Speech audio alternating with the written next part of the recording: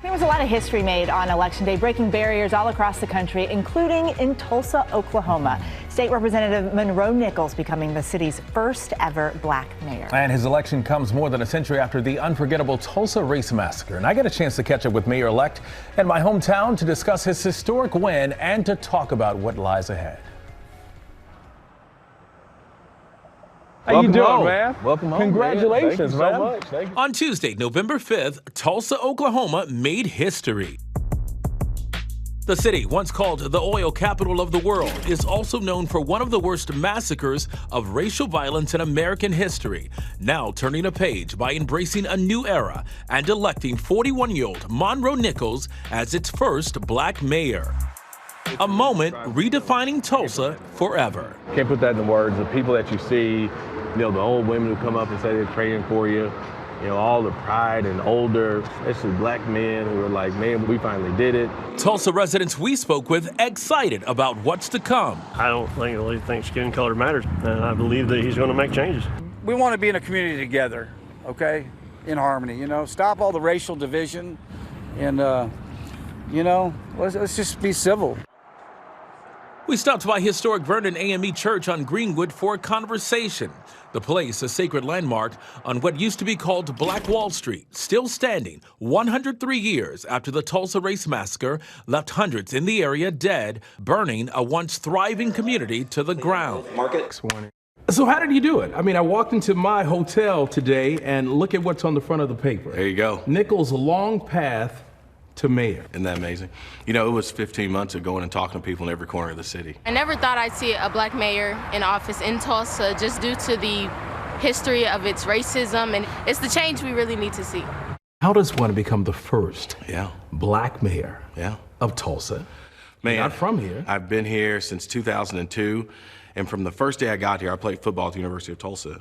So I had Tulsa on my chest then. My first job was in the mayor's office. I represented Tulsa in the legislature, man. I became, in large part, Tulsa. But you started out as the underdog. Big time. Look, I went and I had really put my faith in voters, right? It wasn't just, hey, vote for me because I'm the person who's supposed to win. It was like, let's build something special together. You talk about the dark history from this community, a city that I grew up in.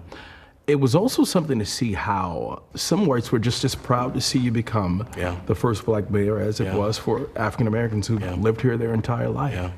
What does it say to you? This mayor's race was a race in which more people voted in a mayor's race in our city's history. So we were the oil capital of the world at one point.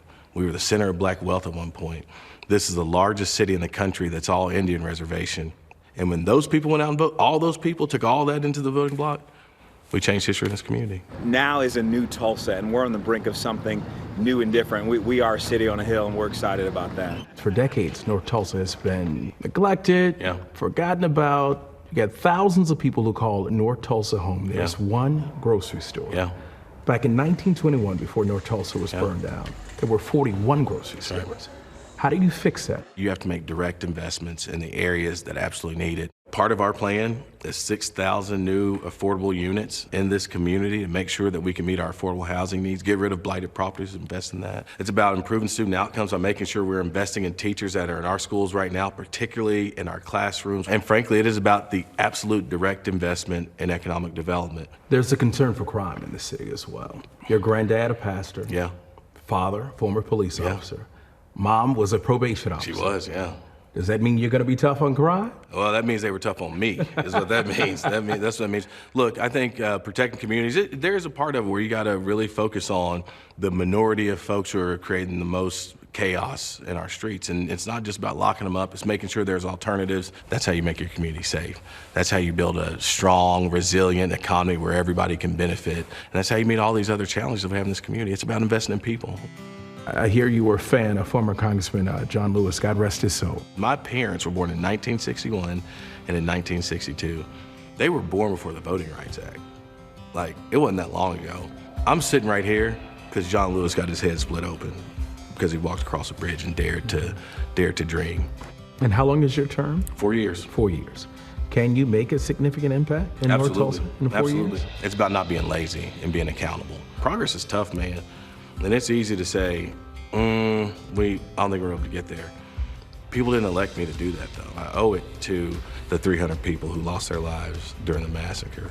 I owe it to the people in South Tulsa who were there. I owe it to the people in North Tulsa here now. I owe it to this community to say, like, look, we've now crossed an important barrier. Now let's go take the mountain. Let's go take the mountain. What a historic moment there. And Mayor-elect Monroe Nichols is set to be sworn into office on December 2nd. And you can see more of my conversation tomorrow night on ABC News Live Prime with Lindsay Davis and on my show as well, ABC News Live Weekend. Yeah, congratulations to him.